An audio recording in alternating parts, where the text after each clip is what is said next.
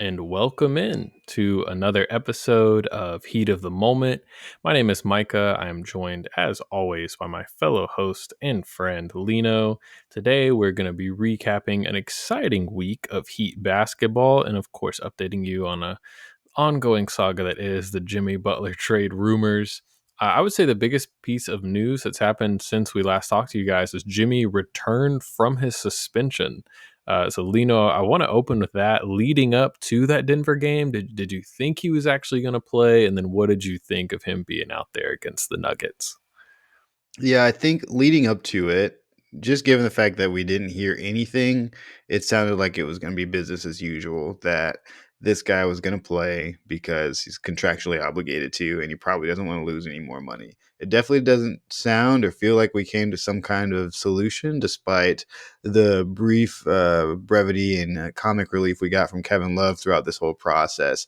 There's definitely still a lot of work to be done on whether or not Jimmy can sustain his career with the Miami Heat, but more than likely, most of that work will be put into finding a new team for him in the offseason. Overall, the experience hasn't been terrible. There's definitely much worse experiences as far as a disgruntled player coming back into the lineup after being suspended, losing $2.3 million and not getting traded to the team that he wanted to be traded to. So I chalk it up as a win for the Miami Heat, though we did not get very many of those over the past week or so. How are you feeling about everything right now? And do you see any kind of positive outlook on having Jimmy back on the team? It was a stressful time, I think. So it was reported by Ira Winderman that he was going to meet with Mickey Arison, the owner of the team, on Thursday. And all day Thursday, I was like, okay, is there going to be an update? Like, did they reach some kind of agreement? Never got an update, never got an update. And it really wasn't until like late Friday afternoon that Chris Haynes, shout out hashtag Haynes Briefs, Haynes uh, Bruce. put out an update saying that Jimmy was going to play, he was going to start. And it was like on a scale of like playoff Jimmy to the Pelicans and Pacers game. It was certainly closer to the Pelicans and Pacers games, like right before his suspension, but it was a lot better, I think. He was definitely more engaged. Wasn't like reluctant to be on the ball. It felt like in those games he like wanted to be off the ball as much as possible to kind of prove a point. And he looked actively engaged on the court, off the court, pretty not engaged. But if you watch the Heat for a while, that's kind of Jimmy's thing. Like he's not going to be doing too much as far as rah stuff from the bench for his teammates, unless he finds something like particularly funny. Then you can kind of see him act up with the different guys. But yeah, I think overall, I mean, I don't know. I want to hear your thoughts. I'm still kind of like, I want this trade to happen as soon as possible. And my optimistic view is maybe him playing will somehow expedite that. I had the thought, I wonder if other teams see the end of his suspension as a hard deadline for Miami. And they thought Mm-hmm. maybe they could kind of lowball them before that. And now that he's playing, Miami's showing they're going to keep playing with him on the roster. Maybe that'll show other teams like, okay, we need to actually put our best offer forward. So where are you at with Jimmy? I can't lie. Look, if Pat Riley and Jimmy Butler can put this behind them, I'm good to go. Even if this is the version of Jimmy we get for the rest of the season, ultimately, it feels very much like early career Jimmy Butler. It's definitely not the, all-star level of Jimmy Butler that we received, but it's also the regular season in January. Like if you look at this game logs, he came back against Denver, shot 15 shots. He only had 2 assists, but there's at least like 10, 12 games I'm seeing here where he didn't shoot more than 12 times. Like that's just par for the course with Jimmy. And then tonight or today, this afternoon, he had 7 assists. And so I feel pretty good about what he's putting on the floor. He doesn't seem to be a huge distraction to his teammates, mostly because he's usually locked in on the game anyways. Like he's not, I don't think the team is really dependent on him for that kind of camaraderie. I do think previously they've depended on him for on the floor energy, especially in heated moments. But I think that's where I'll be very curious is if, something happens on the floor, somebody disrespects Tyler or gets too physical with Jovic or just something happens and things start to escalate. Like at what level does Jimmy rise to take over the situation or take over the game? Because that's what we haven't been getting from him. And to me, it's not a complete deal breaker if we don't ever get that from him, if he just coasts for the rest of the season, because he's just that good, honestly, and that much of a positive impact on the floor, in my opinion. So long as he isn't being a cancer to the team, I can live with that for the rest of the season and just secure our place in the playoff, secure a pick in the draft, and then move on in the off season. But overall, I just don't see the teams that he wants to go to really being able to pull this trade off with Bradley Beal being in the mix. We talked at length about how that it's very difficult to make that happen, and with his contract and his no trade clause, it's just going to be very challenging. And so I can really see a rational conversation happening between Mickey, Pat, Jimmy. They sit down, they say, all bullshit aside, everybody said some things. Everybody's had some crazy stuff happening over the past 6 months, but the team you want to go to can't trade for you right now. That's the reality of the picture. And we can ship you off somewhere, but honestly, would you really rather go play with a team you don't know that is probably going to have a difficult time getting you in the mix and really be a big question mark for the rest of your season and your future contract? Or do you want to play out the rest of the season here where you can make an impact? We've got a good thing going here for the most part as far as pieces around you that you can, depend on.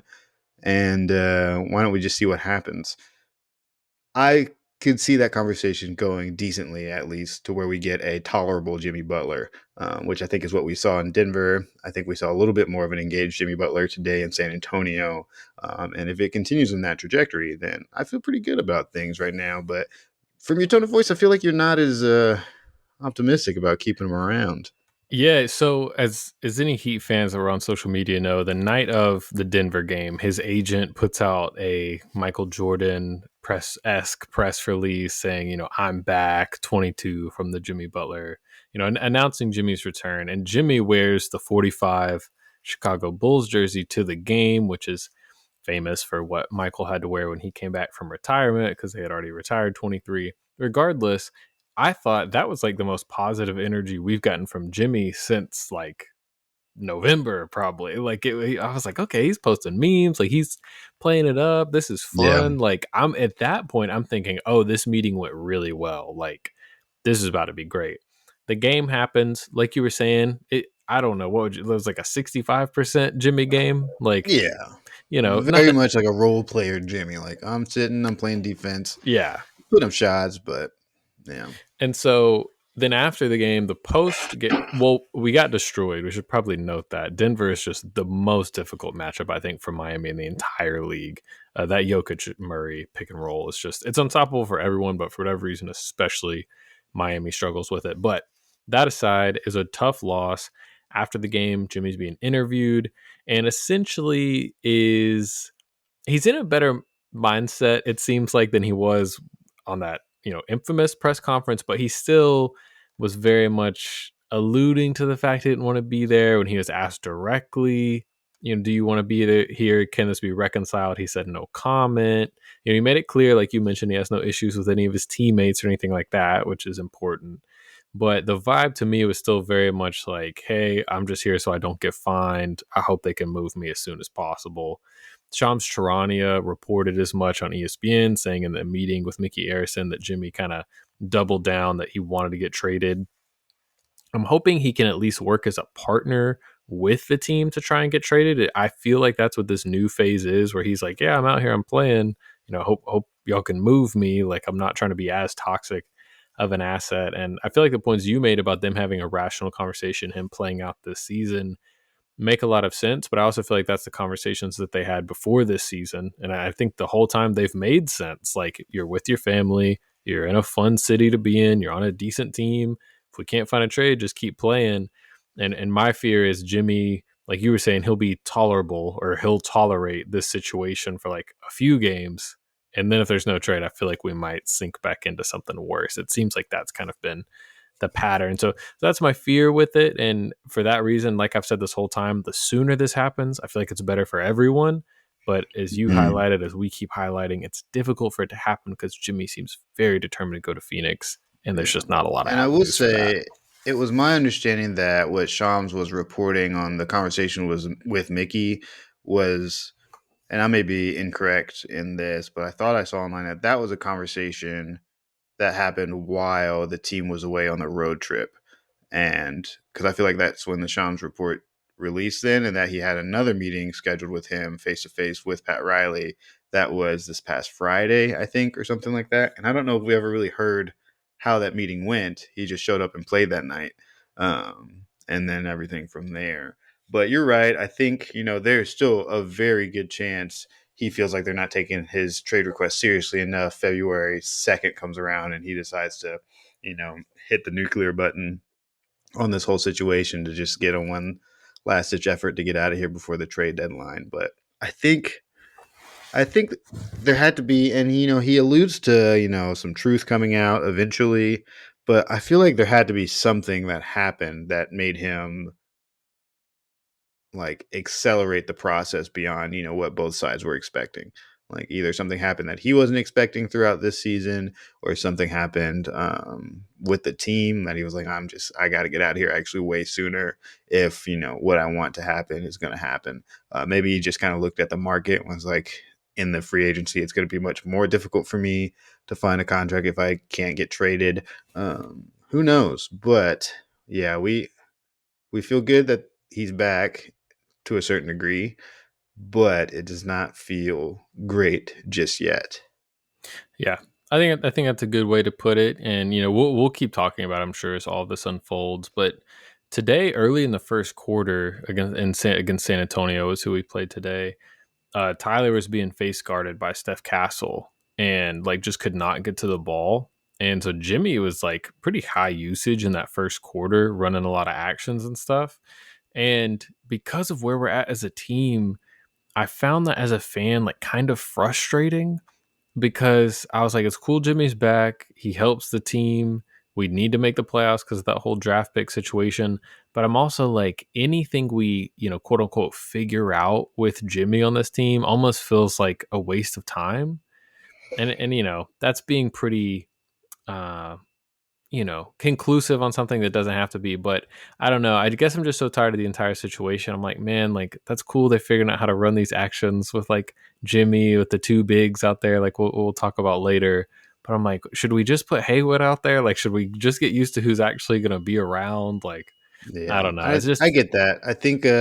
I think my only contention to that is that you just can't put other seasons ahead of the one you're playing. And if he's going to be here for this season, anything can happen in the playoffs, and we're the poster child for anything happening in the playoffs as a organization, as a franchise. And so if he's going to be here and we get to the playoffs, he's going to want to try to win.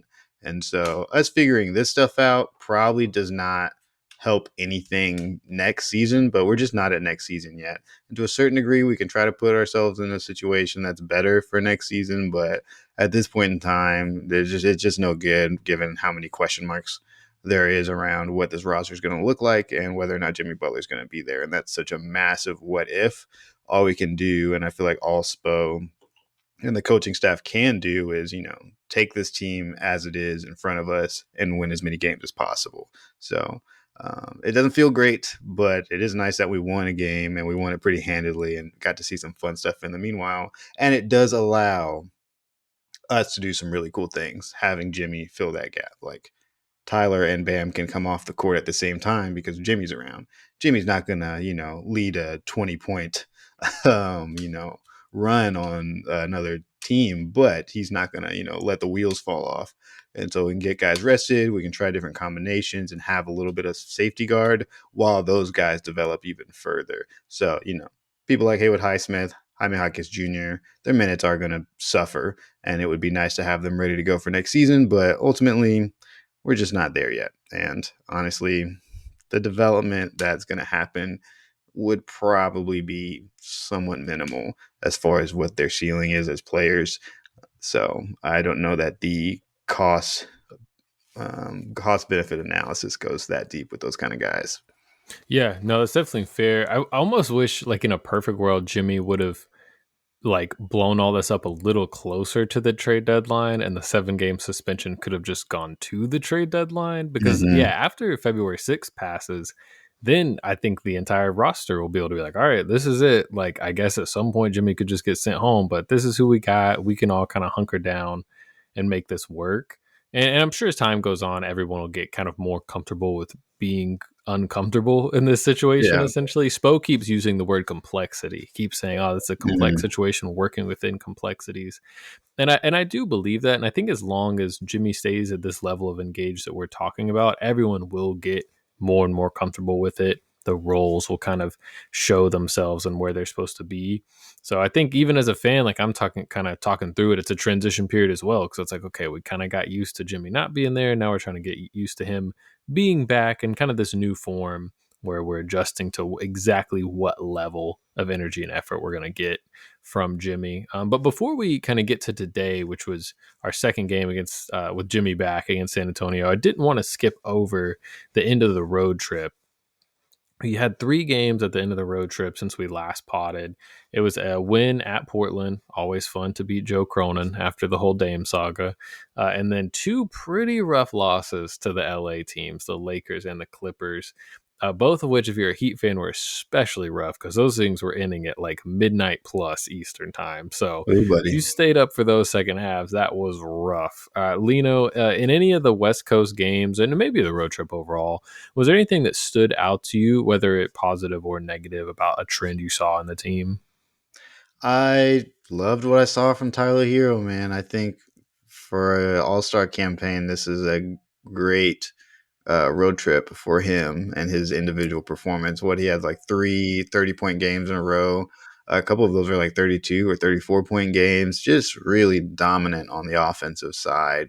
But unfortunately, across the LA games, we just continued to suffer, especially on the defensive end. Like offensively, we really couldn't get it going. But defensively, like we just cannot stop the bleeding sometimes, and we get really lost out there when it comes to what we're trying to execute on teams like the Clippers and the Lakers, who have guys who can really just tear apart your defensive scheme and what you're hoping to do. And players like James Harden, LeBron James, those guys just from an IQ level are just defense breakers, especially if you don't have like a singular like elite defensive talent that is assigned to slowing that person down. Like we have Bam Adebayo, who overall is an elite defensive talent in his own right as far as how he affects the overall game and what offenses can do. But as far as him locking up LeBron James, he probably didn't have the time to because he has to cover so much ground. Him locking up James Harden just is a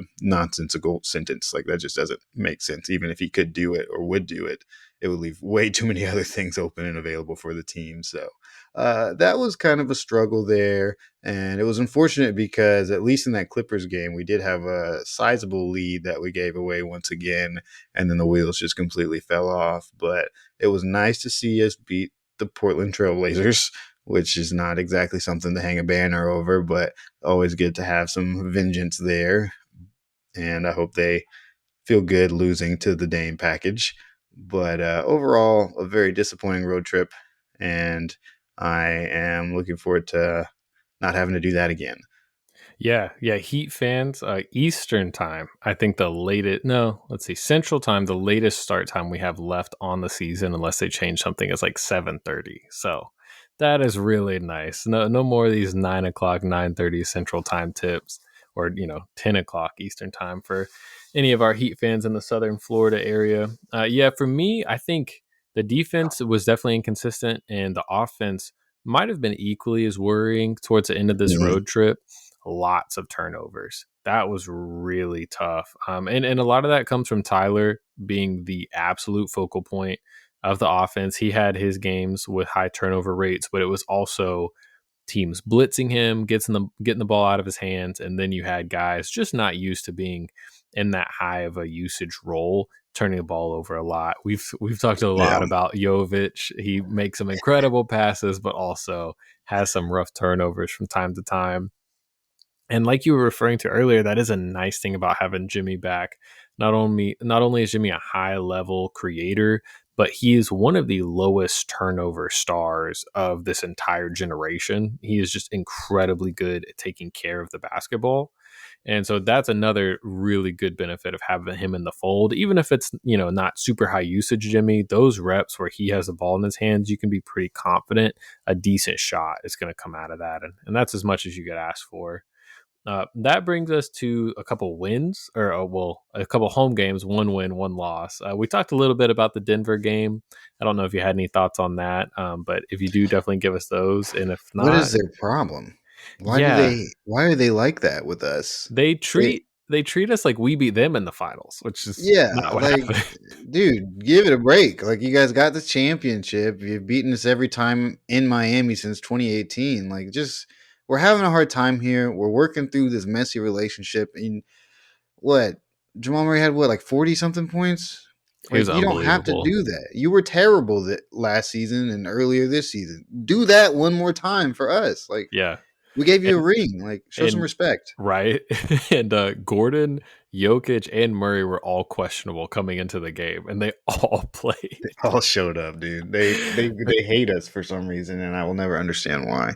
Yeah. And like you referenced, 2018 was the last time the Heat beat Denver in Miami. And I believe the broadcast said it was an overtime game in which James Johnson had 31 points. So that tells you, shout Not out to, shout out to James Johnson actually, but yeah, wow. shout out to Bloodsport and him doing his LeBron impression back in the day. But yeah, very, very tough L against Denver. Just a nightmare matchup. But we got something for him next time. Oh yeah. Because We unlocked. something was unearthed today. Lito, tell the people about what we saw against Victor Wembanyama and the San Antonio Spurs today. Heat Nation, Heat haters, Heat everybody. We've all been waiting for the elusive moment in which Bam Adebayo and Khalil Ware share the floor together for a significant period of time, not just 30 seconds here, there, or an inbound pass at the end of the game. Real minutes together. And boy, did it work. We saw some incredible stuff. I don't have the numbers in front of me, but I feel like it was something like plus 23 in the Bam and Khalil minutes against the San Antonio Spurs, mind you. But again, this is against a team that has, Victor Wembanyama on it, who is a very incredible player. And it is way easier to defend against him when you have another 7-footer and a depoy candidate on the floor at the same time. It just frees up a lot of things. You could tell that the game came to both players much easier. The defense with them plus Jimmy Butler on the floor was incredible, very stifling, lots of switching that could happen. Bam and Khalil, whenever their time came to, take on a one-on-one defense, they could funnel them into another guy. The help defense just looked a lot cleaner. Our lobs were all over the place. Even Bam started catching more lobs for some reason. I don't know why it requires having another 7-footer in the game for him to be able to do that, but everybody was catching lobs. It was insane. And so it was just beautiful to watch. It felt like it enhanced both sides of the floor. And for me, I was just holding my breath once they both went in there because I knew that what this lineup requires is one of them to be semi-consistent with making threes. And so when Bam caught the ball in the post or drove to the post, and I think Khalil was somewhere on the 3-point line and it got dished out to him. He was wide open. Wemby helped off of him. Khalil takes a shot, makes a three. I was like, this just bought us so much goodwill for this lineup with Spo. So I was very excited to see it. I'm very happy with the results. I know it can feel like, duh, this is what we expected to happen, but I don't know that that would be the case if Khalil and Bam shared the floor anytime before like December, because I do feel like Khalil's really, really starting to come into himself and really develop the game that he needs and develop the standards that he needs to get significant playing time. And it shows because today he played 33 minutes, which is actually more than both Terry and Bam, and more than Jimmy as well. He may have played the most minutes out of everybody. Yeah, he beat Tyler by like 15 seconds. So, yeah, just really excited about that.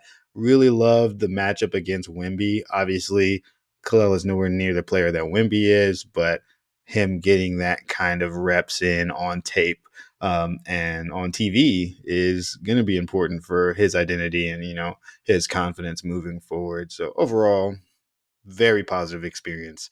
No notes, but how did you feel about it, Micah? It was awesome. And it was at honestly a really low point. Like the Spurs took it to the Heat in that first quarter. I believe it was 30-20 at the end of it. The offense looked rough. Even the second quarter starts, I think we're down by 13 when Spo finally goes to this lineup. And I say finally, I do want Heat fans to keep in mind. I know a lot of us are online asking for different lineups, different combinations, and then they go out there and they work, and we're like, oh, why'd you wait so long? Remember, a lot is happening behind the scenes. A lot of preparation goes into this, so there's every chance, like you alluded to, Lino, that if Spo would have tried this a month ago, it would not have looked this good. So that's Mm-hmm. important to keep in mind. But man, it looked real good. And like you highlighted, the Heat were hitting a lot of threes during that stretch. But you know what? For the agenda, we needed that to happen. It had to happen. It had to happen. Even if it's a little fluky, we needed the threes to go in, so everything looked good. And yeah, so it started with, I believe the first version of it, which closed the first half, was Bam, Kalel, Jimmy, Duncan, and Terry. And Mm-hmm. defensively, it was awesome because it allows more switching. Like you and I talked about, they kind of took the Cleveland thing where it's like we can let anybody switch on the perimeter because we'll always have at least one, big, even though Bam's so versatile, but one big man type, one paint protector back there. And boy, did it work. And seeing Bam unlocked as like a help defender, because I feel like he's always, having a cover in action, guard in a drop, him just being able to like eye up these drivers. He was flying around. Kalel had some great blocks. Bam said it afterwards. What he liked the most about the two big look is he was like, we get to switch a little more. We get to go back to kind of guard our yard, which has become like a famous Heat quote in recent years. And so it was just so fun to see Bam kind of back in that role. And instead of PJ Tucker being, kind of the pseudo five that he's switching with, we have Khalil Ware. We have a 7-foot behemoth back Yes, a there. huge dude. My wife today was like, he's not that short next to Wembanyama. And I'm like, yeah, like compared to the rest of the league, he's not that short. Like 3 inches. Everybody else is like a foot. Right. And so it was so cool to see. Defensively is where this group is going to earn its keep. Spo said that in the post game press conference. Somebody asked him about the combination. I wish I had the exact quote, but he was basically like, listen, if I need to focus on defense, like to get this group where it needs to be, I'll do that. And of course, in my head, I'm like, of course you will, Spo. Like, we all know you're a defensive coach. That's not like a radical thing It's for like, you. fine. You guys want me to be defensive minded? Sure, I'll do it. And then he said, and this group could be a path to that or something to that effect. So he believes in this group defensively. And I think it makes sense because Bam, he took Haywood out for Kalel. We should say that they started the second half, and so then Bam becomes your Haywood. Which, other than 3-point shooting, Bam does everything better than Haywood. Which I like Haywood a lot, but Bam can drive, play, make. Obviously, is an incredible defender. You can put Bam now on the best perimeter forward, like on the other team, like in a Boston matchup. You can put him on Tatum. In a Laker matchup, you could put him on LeBron now that you have a big to guard those centers. And so it was just so cool to see. And then offensively, that's another part I want to kind of dig into more with you. Like you said, the shooting is important. In the second half, it was Tyler and Duncan out there with Bam and Kalel, and that helped a lot to have that, like two elite shooters flying around. I thought Bam and Kalel both set some good screens. Thought the defense overreacted to those shooters, allowed some good lobs inside. So offensively, I mean, I would love for this group to start next game. I hope they do. But whenever they play together next, offensively, what are some of the things you're going to be looking for from this double big lineup? Well, I think offensively, like you said, having Tyler and Duncan in there is so impactful just off of the gravity they have at the 3-point line. It spaces out the floor way more than really you need from having like a stretch five. Like if you have to have someone face guarding Tyler Hero and Duncan Robinson and Bam are running actions on the other side of the court, like you don't have enough guys involved there. You've got Khalil Ware in the dunker spot who's going to grab the ball from the jumbotron if it gets sent up there. Like we have so many different threats at all three levels laterally and at both levels, vertically. Like we can get vertical if we need to. We can move the ball around really fast. We have at least 3 guys on the court, maybe 4 guys on the court who can really pass the ball, and then Kalel who can pass it out of the short roll. Like the offense, everything is unlocked in that lineup. Like there's not really a single thing we can't get to, whether it be, just getting some mid-range shots up, going from 3, get into the net. I mean, Tyler can, get to the rim. Jimmy's pretty good at getting to the rim in that lineup as well. There's just so many things that we can do there that aren't hard to get to when you have so many different angles that you can attack with that lineup. So overall, I think I was happy with what I saw, and I even liked it when Terry was in there. I mean, Terry had himself a pretty good game for the season he's had so far, and if he can string a few of those together, he's going to buy a lot more goodwill with this franchise and with this fan base. But even with him in there, the offense wasn't amazing. But it did allow him to maybe space out a little bit more, get some easier shots going, and he also takes advantage of the lob threats as well. So I am overall just very excited for what this lineup can do offensively. Is there anything in particular that you're looking at that you feel like is going to be really important for this lineup to be able to achieve? I think one thing I'm excited about is people Bam size having to guard him. I feel like Bam's whole career he's been having to figure out, okay, is this center matchup the one I try and outspeed, or do I try and Yeah, outstrength? And then today we were coming down the court. I say we Wembanyama is on Ware, and like Harrison Barnes is on Bam, and I was like, ooh. And I that's think that nice. was one of those plays you referenced where Kalel spotted up, and Kalel shot the three well this year. I mean, he needs to be open, but this is that kind of situation where a team's going to help off of him, and he's not afraid to shoot him. And I think that's so encouraging. I think Bam will feel so much more comfortable. We've talked about Bam's offense being a point of struggle this year, so I'm very excited of what that could bring out in Bam. Even though you think like, oh, another big might kind of make the offense more clunky for Bam. It, is Khalil shooting 43% from three right now? He is. He is. I know. I know. Let's see. Cleaning the glass, it filters out On two garbage attempts, time. right?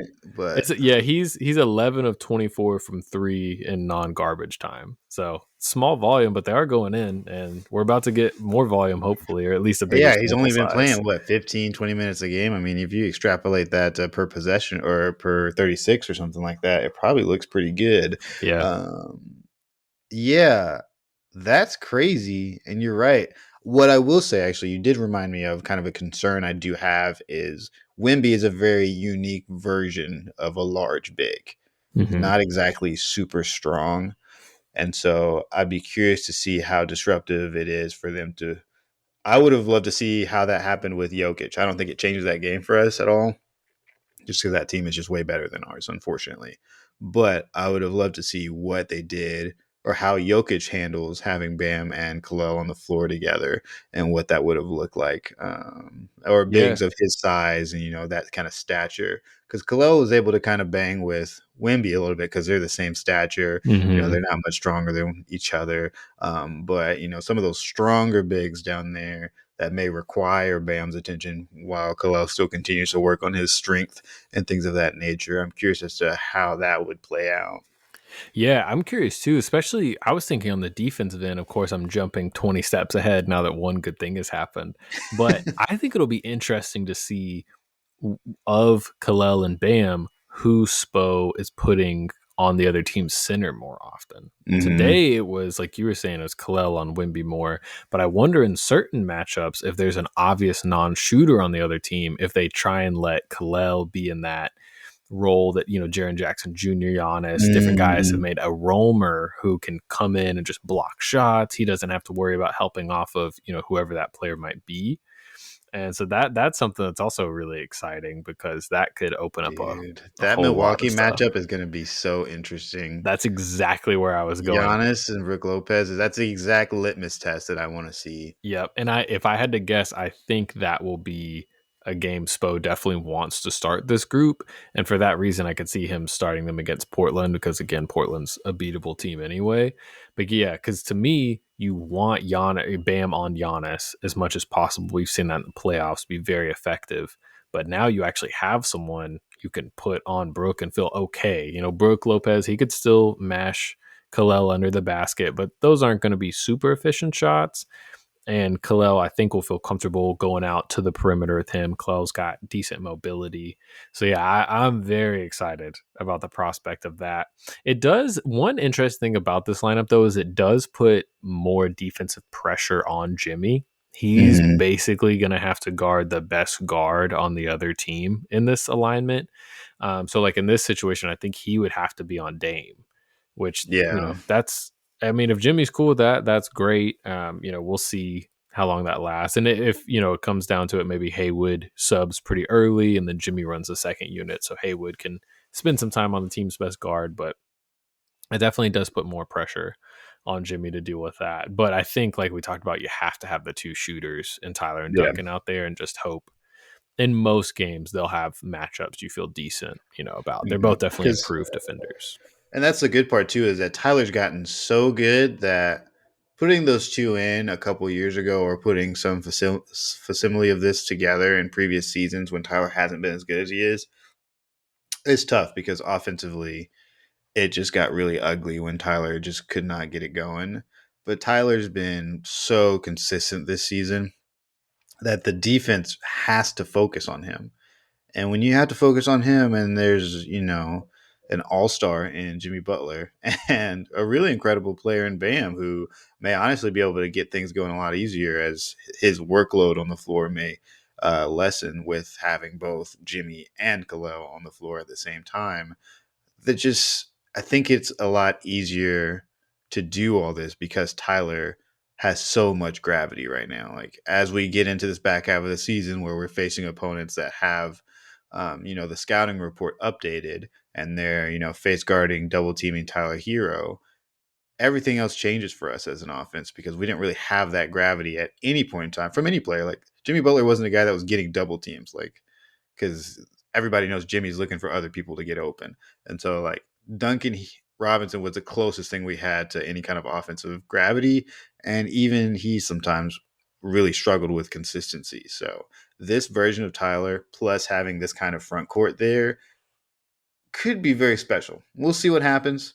I think we also will need to find a way to. We may have to start playing everybody 40 minutes if this is the lineup we're going to go with. Which these guys are young; they can get out there and run. But it'll be very interesting to see what happens next. Yeah, I think, like you're alluding to, Kalel ended up playing so many minutes because I think this combination working so well kind of caught Spo by surprise. And so Mhm. Kalel played starting center minutes and then he kind of had to be backup center as well. And Yeah. so I wouldn't be shocked if Spo goes to Kevin sometimes, but that Nico Jovic, Kalel bench group has been so good. I think Spo will try and keep that in there because Mhm. those guys have such good synergy. I forgot to give the official stats just because they're ridiculous, so it's fun to say. But in 13 minutes today, which that's a lot, Bam and Kalel put up a net rating of plus 85 per 100 possessions, offensive rating of 133, which would be the best offense of all time, defensive rating of 48, which would be the greatest defense of all time by like 50 points. So anyway, it was bonkers. The true shooting percentage was like 65%. The team shot really well. The Spurs aren't very good. Caveat, caveat, caveat. At least it looked great. It's a lot better than it looking bad. I'll take it. Yep. And it's encouraging enough to that I think Spo will go back to it and go back to it pretty soon. I'll tell you this. So today this is Sunday night, so our next game is Tuesday against Portland. I will be looking for that starting lineup post as soon as like 30 minutes before tip off. I'm going to be refreshing my feed because I think there's a chance Spo goes right back to it.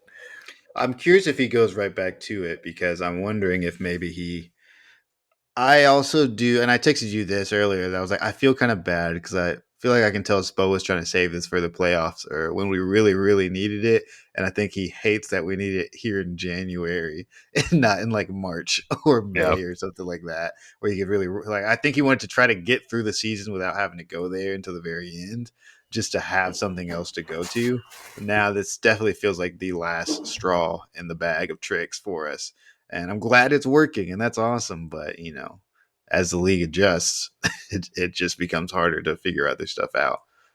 Yeah. Also, could you just take a moment, tell the people about Duncan Robinson's performance today? Dude, Duncan was lighting it up out there. He dunked on Victor Wembanyama. Don't go watch the highlight. Don't go replay it. Just hear what I'm saying to you. Imagine a really cool version of it and go with that. He was shooting from all over the place. He was backdoor cuts, lob passes. He was doing all kinds of stuff. I was really happy with his play. He was playing very free, confident out there. I really liked just the shot volume more than anything. Yeah. 7 threes, making 5 of them, 12 shots overall. Like a Duncan that can play with that kind of confidence is so dangerous against Hmm. any team. And he seemed like he was having a lot of fun out there, and it felt like it actually was bringing Jimmy a little bit closer to the team. Like, It felt like did. he got a couple cracks, little smiles and laughs from Jimmy as Jimmy was trying to act like he's not having fun out there. We know you're having fun out there. We can see it. We're not dumb. Just come Yeah. back, brother. I feel like, and I'm totally just, being the body language doctor on this, but Duncan has been Jimmy's teammate as long as any of these guys. And, I think Jimmy used to be very hard on Duncan. Duncan's been a starter for a long time, when he was pretty new in the league. And it does seem like they have a rapport in to the degree that Duncan is not scared of Jimmy. I feel like some guys interact with Jimmy like, "Oh yeah, man, that's so funny," and they're kind of like, "Don't freak out, okay?" and I feel like Duncan's just like, "Whatever, dude." Like I feel like Jimmy will correct Duncan on something, and instead of being like, "Yeah, yeah," you can see in Duncan's body language, he's like explaining why he did what he did. And Yeah. anyway, I like how their rapport is kind of developed. It's fun to see Duncan come into his own. Also, crazy twist. Duncan Robinson's contract is just like solid contract now. Like two Yeah. years ago when Max was here, and I was like, "Oh, we can't pay Max. I wish we could amnesty Duncan. Like we need this money for other people." And now I'm like, we'd probably get like a couple seconds if we made Duncan available. Like, I mean, this guy is a legit ball player. We saw again today in the starting lineup is where he needs to be. He's an Hmm. amplifier of talent. When he's out there with other good players, he makes them better and it makes him better. He's not somebody that needs to be on a bench and or coming off the bench and trying to create. He needs to be out there with creators, creating space for them. But I will say his passing, speaking of creation, this even just in the last month, he's made some passes I haven't really seen from him before. He's Yeah. really reading the game at a high level. And I think he's gotten to he's an above average passer maybe for the archetype that he is, not just for shooting Exactly. guard in general, Like but he has these flashes where he like reaches outside of his archetype and just does random things. Like even the season when he randomly started cutting to the basket a lot more off the pump mhm, fakes and like finishing at the rim, and we all had to kind of get used to him being able to do that. That happens way more often now. mhm, The passing is there, the cuts, like it's just he's got this sneaky, well-rounded game to him that you wouldn't trust him to really do a lot of that at a high volume outside of, when people are expecting him to just shoot it. He just has these opportunities to make these plays mhm. and he picks such perfect moments to do them too. Yeah, absolutely. And you saw today with Spo going heavier into the double big lineup, it cut Haywood's minutes. But what I like about that lineup with Duncan starting is like tonight, Terry had it rolling. This was the best game Terry's had in like probably a couple months. But To the the night, moon. yeah, the nights when Terry's threes aren't falling, you just play him a little less, play Haywood a little more, go more defense. And I like the optionality that Terry coming off the bench gives you. So I hope that's something they continue to do because I think, Terry had a good game, but I'm not going to think everything's better now. And so I think the bench is a good place for him to be. And I think Duncan is what he has to be in the starting Yeah. lineup. And just to, look, Terry, you get plenty of shame cast upon you by the fan base on a regular basis. And some of it is not deserved, but you can understand why fans have been unhappy with Terry's performance so far this season. And so it is just nice to get a good game from him, like the player that we expect him to be. And overall, throughout all of this, the good games and the bad games, I do appreciate that Terry's always been very flexible. Like he's not really been a guy who's really caused a lot of issues based off of the minutes that he gets, or like the body language isn't any drastically different whether he's starting or coming off the bench. Like, a guy like that wants to be a starter, but it seems overall he wants to win more than anything. And so his effort off of the bench is always there, even when the shot's not falling. Like he's always trying to make plays on both sides of the ball. And I just appreciate, how Terry has approached these struggles. Like it it looks bad and the stats are bad, but when you actually watch him out there, you may not like the decision he makes, but it does seem like he's trying to make winning plays and he's trying to do the right thing 9 times out of 10. A majority of his turnovers are an attempt to get the ball to his teammates rather than him just dribbling the air out of the ball. And that's something I can appreciate a lot. And, that doesn't help us win more games, but it does make it easier to see how games like this can happen more often as soon as he, gets his shooting confidence back. Yeah, I think that's so well said. I'm glad you brought that up. I know as like a sports fan, you kind of just get attached or kind of lock onto one guy as being the reason for all your team's problems. Terry isn't that guy. Like, yeah, he's having a really rough season shooting, but like you alluded to, he's playing hard. Like he's trying to rebound. He's trying to be in the right spot defensively. And Terry's a shot maker, and he's not making shots right now. So yeah, you can say, gosh, he dribbles a lot. Gosh, he always takes step backs. But it's a make or miss league, and he's having a really miss heavy season. If he's just having an average year for his career, a lot of that looks better. A lot of those step backs, it's like, oh, that was a much needed boost to the offense in that moment. I know he's never been good at finishing at the rim. He probably never will be, but he's at least He providing some rim gets to the pressure. rim a lot. That's the And it painful almost part. goes in a ton. Like his misses aren't like bonks off the backboard. Like they rim around the rim and then they fall out like 5 times out of 8. He It's brutal. his like around the basket game, I feel like is much more similar to like other players' jump shots. Like when he puts up a layup, I feel like when most players put up a layup, they're like, okay, that's going in, unless somebody blocks it. When Terry puts up a layup, I feel like he's going like, we'll see about this one. It's like no, we need to be sure, like because he does like the scoops high off He the does have the high glass, scoops. yeah, and it's He does like, the things that hey, you can only develop if you have like an amazing feel around the rim. And his yeah, form makes it look like he has that kind of feel, and then it just never goes in. To the yeah, point where like, I don't think you know how to make this shot. I think right, maybe you just saw Kyrie do it and now yeah. you're trying to do it. Yeah, his level of difficulty on layups is super high, especially for a guy that can get to the basket a lot. But I Mhm. guess he just doesn't have like a ton of burst around there because his arms are long, his handle's good, he gets by his man. But yeah, once it's like him versus the big at the basket, it's like some circus shots start coming up out of nowhere. And then of course he will also like just blow bunnies too, where he just Yeah. like got to the basket. And those are the ones that really hurt as a fan, and hurt his percentages. Probably it would probably look a little better if it was just the circus shots he was missing. But regardless, it was nice to see a good game from him. He's trying his best, folks, and like we keep saying, we're stuck with him. You can't attach another pick to get him out of town. So we just got to hope he keeps playing better. And I think this is a step in the right direction. So hopefully they can keep that going. We got a few games coming up. I know we already kind of alluded to the Milwaukee game. There's the second Portland game, which again should be a win. Then there's at Milwaukee, at Brooklyn.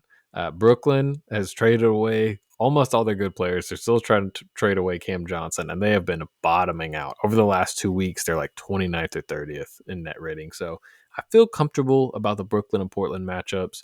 Other than the double big lineup we talked about, is there anything in the Milwaukee game, because they've been playing pretty well lately, that you'll be looking for as kind of like a litmus test for this team?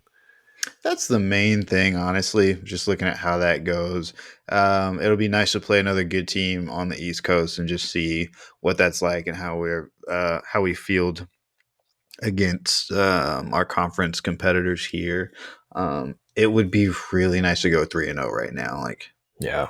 I don't think there's anything that could boost the team more than these three particular games at this point in the season. Like that could be life altering for this franchise as far as going into the trade deadline week with 3 wins in our basket, a whole new lineup that's very exciting. And, maybe Jimmy Butler has a change of heart or he's sticking around because we can't trade him, but we're on a hot streak. So we're just going to ride the hot hands and through April and see what happens. It would all start right here, I feel like. And so it'd be good to take care of business in Portland and Brooklyn and then, meet not meet expectations, but really rise to the occasion against Milwaukee. Yeah. Yeah, totally agree on that. The Milwaukee game will be a big one just to see kind of where the team is at. We had a tough loss in the in season tournament. Well, as a part of the group stage against Milwaukee when Giannis was out and it was just Dame and he went crazy. So I hope that is at the front of the team's mind because that would be a good one to try and avenge that loss and just establish yourself as still being a high level team in the Eastern Conference. Over the last couple of days, Miami's been I believe, as low as the ninth seed. So, you want to kind of establish yourselves at least solidly being in the play in, and this would be a nice way to do it. And also, to anyone listening, we haven't really dove a lot into like the Jimmy Butler trade rumor saga. We've mostly just discussed how he's been as far as being back on the team. Unless something really concrete comes out, I don't know how much more we'll discuss that, just because, we can sit here and be like, well, maybe there's a deal where, it's been reported lately Beal goes to Milwaukee and the stuff from Milwaukee goes to Miami. And it's like, once you get to 3-team trades in the trade machine, I feel like you're better just to just sit back and see what happens. Like, Especially when the third team has to take Beal and right. Beal isn't going anywhere. Yeah. Yeah. Beal isn't moving. Anytime people post that stuff about Beal going to Milwaukee, there's 10 Bucks fans in the comments being like, why would we do that? Like, even though Chris Middleton hasn't been great, you don't have a no trade clause. Like, what? I don't know why. I mean, It I would could. sooner Chris Middleton and try to get something out of that than bring in Bradley Beal to see if that fixes their problems. Yeah, so we'll see. I still think there's okay. I will ask you this: if you had to put a percentage on Jimmy Butler is traded by the trade deadline, what percentage would you put it at right now? From, me trying to be right or just how I feel about the situation. Just your vibe of it right now. I don't think he's getting traded. I'd put it at like 20% chance. Wow. I think, all the circus around going anywhere was just, a ploy to try to get traded. And then when he looked at the realities of the teams he might get traded to, he quickly changed his mind, realized he wants to be in Phoenix, knows he'd get paid there, but they can't do it. He knows they can't do it. We know they can't do it. There's not a team that's just going to magically take Bradley Beal. He knows Bradley Beal needs to be gone for him to get paid. Like Yeah. that's something that's important for that situation. And so knowing that reality, I think he'd rather just stay at home than go play in Memphis or Milwaukee or something just to go to Phoenix down the road. Like it would just be simpler for him to hang out, Yeah. take his extension, maybe get traded with that extension. But right now, I just don't see it happening. Yeah. I wouldn't Fair be. points. I think I'd probably put it. I'm in a different headspace about it. I'd probably put like 55% chance he gets traded. And Mm, that's more just from like in the NBA, I feel like when stuff has this much momentum behind it, it just eventually happens. It's almost like the Lillard saga from a couple summers ago, where it's like the yeah, whole time it's like Miami or nothing, Miami or nothing. And then once training camp rolled around, once it was really time to decide, he was like, okay, Milwaukee would be fine too. And then the trade happens, right? So it could be a similar thing with Jimmy where he's like, okay, I guess I could also go to, wherever it ends up being, Golden State or Memphis or something. So if I had to guess, I think it still happens just because it's a rare situation where I think the team really wants to trade Jimmy. I think they're ready for this transition. Jimmy really wants to be traded. They just have to find the landing spot that makes sense for both of them. So I think yeah, because both sides are going to work on it, it's more likely to happen than not. But because of all the obstacles we've highlighted, it is certainly going to be difficult to pull off, especially in season, which again is a point where you could criticize the Heat front office of like, why didn't we look into this a little more in the offseason? Because we know, as much as we love him, what kind of guy Jimmy Butler is. yeah. Nobody saw this coming. Yeah, who could have Said no seen? one. Yeah, exactly. Well, fun episode. We appreciate you guys tuning in. That, like we said, a fun week of games coming up. Two pretty winnable ones, and we will all be locked in on that Milwaukee game. So we'll be discussing all of that and more on the next episode of Heat of the Moment. For myself, Micah, my fellow host Lino, we appreciate you guys for tuning in, and we will see you all next time.